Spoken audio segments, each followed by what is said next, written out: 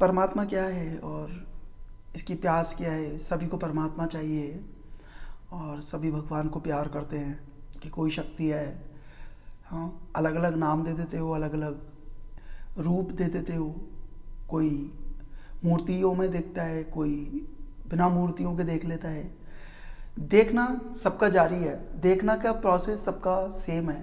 कोई कहीं भी देखे, कोई आकाश की तरफ देख लेता है, कोई किसी को भी परमात्मा मान लेता है, लेकिन कहीं ना कहीं परमात्मा की भूख है, या परमात्मा को पाने की प्यास है, तभी वो परमात्मा को देख रहा है। अब वो किसी में देखे, वो उसका अपनी धारणा है, उसका अपना मानना है। तो परमात्मा की जो प्यास है वो सभी में है। वो कौन सी प्यास है?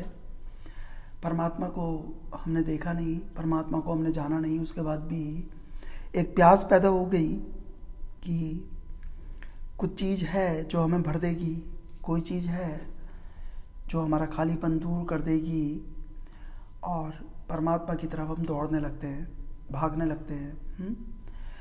या ऐसा कह लो, जिसके जीवन में दुख होता है, ज़्यादातर जितने भी संत बने दुखों से बने। और कुछ संतों ने तो कह ही दिया, तू कुछ भी देना परमात्मा, दुख जरूर देना, क्योंकि जब दुख आते हैं तो तेरा स्मरण भी होता है, तुझे भूला नहीं जाता। जब दुख आते हैं तो परमात्मा को ज़्यादा याद किया जाता है भाई। तो तू दुख देता रहना, दुखों में ही परमात्मा की याद छुपी है। कुछ संतों ने ऐसा भी कहा है और शायद सही कहा है। तो ये प्यास परमात्मा की सभी में है और सभी दौड़ रहे हैं। कोई तीर्थ स्थान जा रहा है, कोई कहीं जा रहा है। परमात्मा उतना ही दूर होता चला जा रहा है। आपकी दौड़ चल रही है, आप पीछे पीछे दौड़ रहे हो, परमात्मा आगे आगे भाग रहा है। या ऐसा कह लो, ये जैसे स्काई इज द लिमिट। तो आप कितना ही दौड़ लो, कभी एंड तो होने वाला नहीं है। कितना ही ऊंचा चढ़ लो, आपको ऐसे लगेगा परमात्मा आगे आप पीछे। तो आपकी जो दौड़ है वो चलती रहती है, क्योंकि ये एंडलेस है, इसका एंड नहीं होगा। और आपको बताने वाले भी हैं जो आपको बताते रहते हैं, इस तरीके से देखो परमात्मा ऐसे मिल जाएगा। और यही पैटर्न है, या यही वे है, सॉरी, कि आप परमात्मा को पा सकते हैं। यही रास्ता है। ओके। और वो लीड करते हैं जिन्हें परमात्मा की कोई अनुभूति नहीं हुई, जिन्होंने कभी कुछ जाना ही नहीं परमात्मा के बारे में। जैसे मुझे किसी ने बता दिया कि ये परमात्मा है, कोई भी चीज़ हाथ में दे दी, ये परमात्मा है, या इसे तू अपने पास रख ले और इसकी आराधना कर, इसे थोड़ी इसकी पूजा करा कर, और जो भी तू करना चाहे कर ले, यही परमात्मा है, सच्चा परमात्मा यही है, इसकी सेवा कर ले। और हम लगे उसकी सेवा करने में, उस चीज़ की, चाहे वो कुछ भी हो सकती है। खाना खाने से पहले हम उसको खाना भी पूछते हैं, खाना भी चढ़ाते हैं कि खाना खा लो, क्योंकि तुम ही हमारे परमात्मा हो। हम इतना संकुचित हो जाते हैं, हम इतना सिकुड़ जाते हैं कि वो ही हमें परमात्मा दिखने लगती है, वो चीज़, और दुनियादारी से कोई मतलब ही नहीं रहता। और इसमें एक चीज़ जो बहुत सटल काम कर रही है, बहुत आप कह सकते हैं सूक्ष्म काम कर रही है, वो है आपका अहंकार।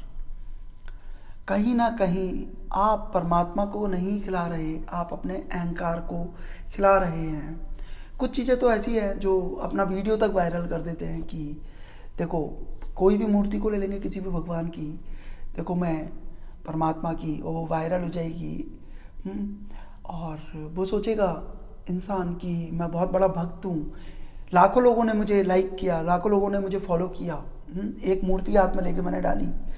तो ये मार्ग जो है, और उसे देख के 1000 लोग और वो पैटर्न को फॉलो करेंगे, उस रास्ते पे चलेंगे जिस रास्ते पे वो चला, जो इंस्टाग्राम पे या यूट्यूब पे या कहीं पर भी पॉपुलर है, फेमस है।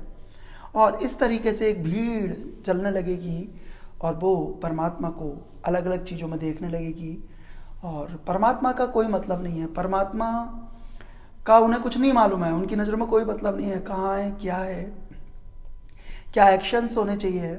बस उसने उस चीज़ से जोड़ लिया कि अब तो मैं रंग गया या मैं रंग गई तेरे नाम, पिया की ओढ़ ली चुनर, जो मीराबाई ने कहा वो भी कहते हैं। जैसे मीराबाई नाची, वो भी नाचते हैं, लेकिन मीराबाई का जो फूल था वो अंदर से खिला, आप लोगों ने बाहर से कुछ पकड़ के खिलाया।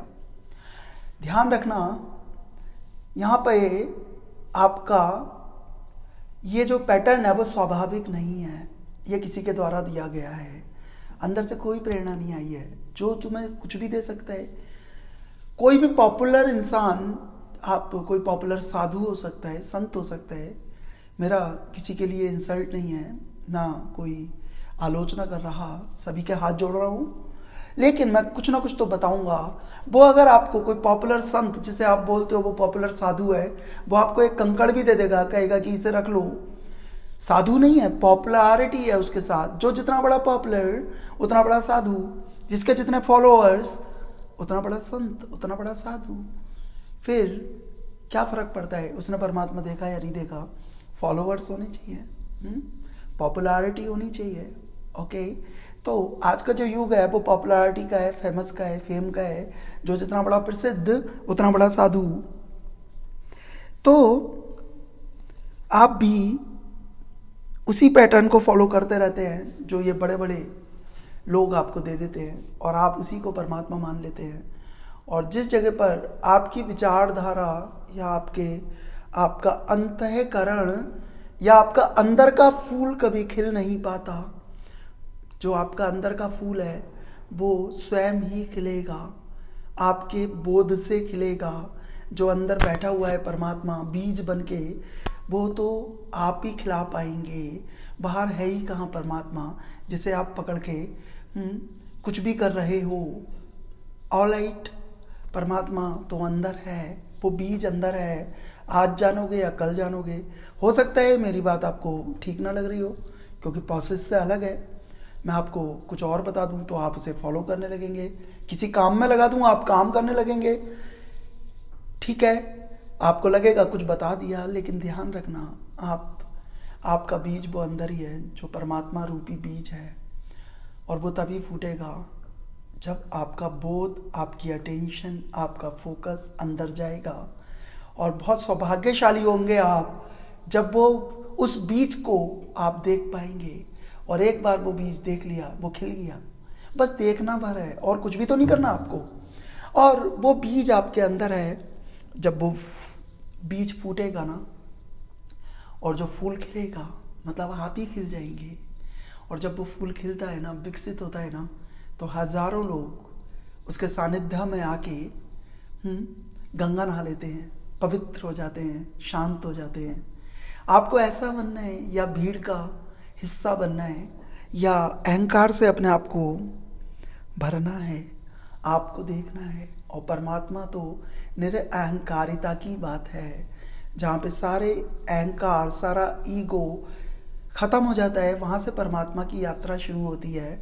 और जो चीज़ें आपको अहंकार दे रही हैं, अगर मैंने फास्टिंग की, उपवास रखा या व्रत रखा, तो भी मेरा अहंकार है कि भी तूने तो 10 बार खाना खा लिया एक दिन में, मैंने तो एक बार भी नहीं खाया, तू अपवित्र है और मैं पवित्र हूँ, ऐसी भावना भी आ जाती है। मैं तो 10 व्रत रखता हूँ एक महीने में, और तू तो एक भी नहीं रखता, ठीक है ना।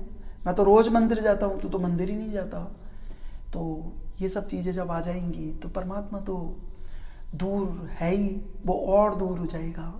इन्हीं बातों से परमात्मा आगे भागता रहता है, आपको मिल नहीं पाता।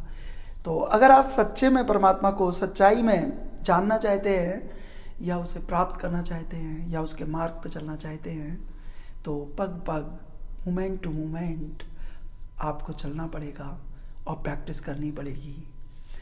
This is the long term way, long term practice. ऐसा नहीं है मैंने 2 दिन प्रैक्टिस करी और मुझे बोध हो गया, हो सकता है, इम्पॉसिबल नहीं है। लेकिन बोध भी तभी होगा जब आप अंदर देखना शुरू करेंगे।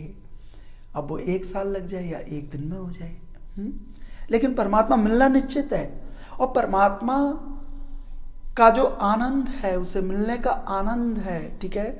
जब एक बार वो टच कर गया आपको, तब आपको मालूम पड़ेगा, ओहो, ये जो संसार है जहां मैं जी रहा था, जिस नरक में मैं जी रहा था, ये सोच के कि ये सुख है, स्थायी सुख है, यही नरक का द्वार है। यही नरक था, मैं पहचान नहीं पाया। आज मैंने देखा, सिर्फ एक टच, एक झलक अगर उस परमात्मा के आनंद की दी गई ना जीवन में, तो आप फिर रह नहीं पाओगे इस संसार में। आपको कुछ भी सच्चा नहीं दिखेगा। सच्चा का मतलब कोई बेवफा नहीं हो जाएगा। कहीं क्रिटिसिज्म बढ़ा लो, क्रिटिसाइज करने लगो, ये संसार झूठा है। संसार झूठा नहीं है। आपके अंदर ऐसा बोध हो जाएगा कि यही सच्चाई है। ये संसार में जो भी कुछ हो रहा है ये खेल है, ये एक ड्रामा है, जो कृष्ण ने कहा है गीता में, ठीक है। और ये वर्ड स्टेज बन जाएगा और आप परफॉर्मर बन जाओगे। अंदर तो वही सिमरन चलेगा, वो माला चलेगी, सांसों दी माला से सिमरू मैं तेरा नाम, तेरा नाम। वो सांसों की माला बन जाएगी और आपके अंदर बिना आउटसाइड माला के कोई चैंटिंग बीट्स नहीं होगी। अंदर आपके वो माला जपने लगेगी, अपने आप ही जप होने लगेगा। वो रियल जप होगा और वो ही रियल परमात्मा का मार्ग है, वही रियल परमात्मा की भक्ति है। या ऐसा समझ लो, जब ये वाली स्टेज आ जाती है तो आप परमात्मा के करीब होते हैं, या आप परमात्मा ही हो गए। बूंद सागर में मिल गई, गंगा सागर में चली गई, तभी तक शोर कर रही है गंगा, जब तक सागर में नहीं मिल रही। जब गिर गई तो शोर कैसा, भाग कैसी, दौड़ कैसी, अशांति कैसी। और उस दिन आपको अनुभव हो जाएगा कि आप परमात्मा में हो गए। जिस दिन आप ओशियन में, समुद्र में, आप एक बूंद हैं, आपको उसमें मिलना है बस, कोई प्राप्त नहीं हो रहा आपको। बस उस जगह पे जाके आप भी नहीं रहते, आप परमात्मा ही हो जाते हैं। क्यों?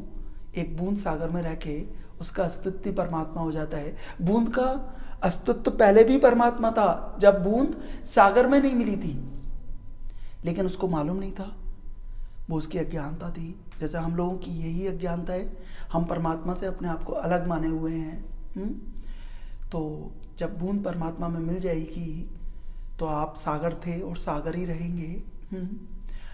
और आप अपने बोध को बढ़ा लो और परमात्मा को प्राप्त कर लो। परमात्मा कोई टफ एक्सरसाइज नहीं है, या आप सर के बल खड़े हो रहे हैं, या कोई भी योग प्रैक्टिस कर रहे हैं, टांगों को चीर रहे हैं, स्ट्राइडल कर रहे हैं, या कोई भी स्ट्रेचिंग दे रहे हैं बॉडी को, इससे कभी परमात्मा ना मिला ना मिलेगा। पतंजलि का, जैसे मैंने आपको हमेशा ही बोलता हूँ, अपने सारे सत्संग में मैं यही बोलता हूँ, स्थिरम सुखम आसनम, पतंजलि का सूत्र। तो स्थिर हो जाओ। देखो कोई भी आसन, जितने भी ये योगा आसन है, ये भी इसीलिए बने हैं जिसमें तुम स्थिर हो जाओ। लेकिन योगा आसन करके तो कोई स्थिर नहीं होता। अगर आपने टांगे चीर दी तो उसमें तो दर्द होगा। आप 1 second, 10 second, 20 second, 1 minute stay कर सकते हो, लेकिन आप उसमें स्थिर कहाँ हो पाएंगे। आसन वही है। आसन तो एक तरीके से आसान वर्ड है, आसान से आसन हुआ ना, आसान आसन। तो जिस आसन पे आप आसानी से बैठ जाओ या आसान हो जाओ, स्वयं को आसान कर लो, वही आसन बन जाएगा और आप परमात्मा को पा सकते हैं। ठीक है। कोई भी एरोबेटिक एक्सरसाइज नहीं करनी है, कोई भी आपको तांडव इस तरीके का कुछ भी, डांस मेरा मतलब नृत्य, वैसा नृत्य, इधर उधर भटकना नहीं है। आपको कुछ भी नहीं करना, एक जगह स्थिर होना है और बैठ जाना है किसी भी मुद्रा में, चाहे वो सुख आसन हो, आप पलोती पालती जो बोलते हो, क्रॉस लेग्ड, तो आप उस पर बैठ जाएं, उसे हम सुख आसन बोलते हैं। आप वज्रासन पे बैठ जाएं अगर आपके पैरों में कोई प्रॉब्लम ना हो। आप दीवार का सहारा ले लें, आप किसी चीज़ का सहारा लेके बैठ जाएं, बस आपकी बॉडी में कोई तनाव ना हो, आप बस स्थिर हो जाएं, वो आपका ध्यान बन जाएगी वो स्टेट। आपको कुछ करना ना पड़े, आपको कुछ दिमाग में ऐसी टेंशन ना हो कि मुझे रात को मंदिर जाना है और सुबह को मंदिर जाना है, या मुझे डेली दिया जलाना है।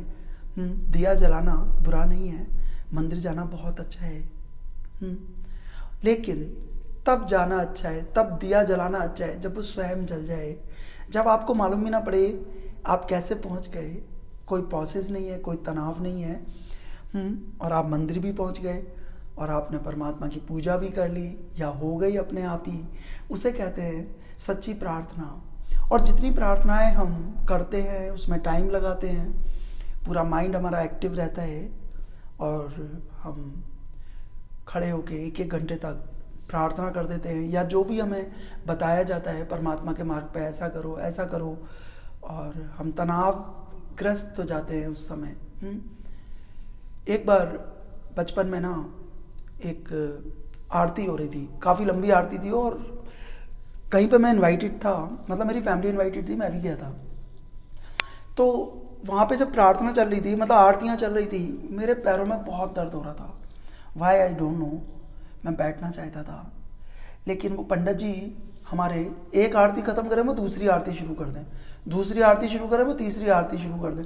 पर बहुत सारी आरतियाँ उन्होंने उस दिन करी, और मुझे तो ऐसा लगा उस दिन ही कि मेरे दर्द हो रहा है और मैं बैठ भी नहीं पा रहा। मुझे तो परमात्मा ही कुछ मतलब हेट सी होने लगी कि यार मैं नहीं, बच्चा था मैं, और इतनी देर तक खड़ा होना, पनिशमेंट दे दिया। स्कूल्स में वैसे ही पनिशमेंट मिलता था, वहाँ टीचर्स पनिशमेंट देते थे, और ऐसी जगहों पे पंडित लोग हमें पनिशमेंट दे देते थे कि खड़े हो जाओ, आरती करनी है, मन हो ना हो खड़े हो जाओ।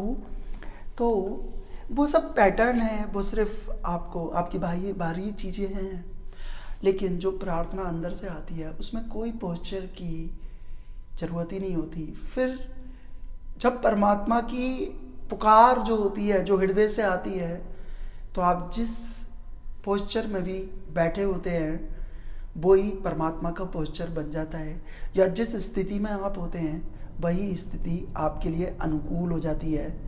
तो आप जानना और बाहरी चीज़ों में फंसना नहीं, क्योंकि जीवन बहुमूल्य है, छोटा है। तो इसी में परमात्मा भी पाना है, स्वयं का बोध भी करना है, और संसार को भी देखना है आप लोगों को। तो इस पैटर्न से आप चलेंगे तो भले ही आपकी पॉपुलैरिटी ना हो पाए, लेकिन आप परमात्मा के बहुत नज़दीक होंगे। Thank you, God bless you.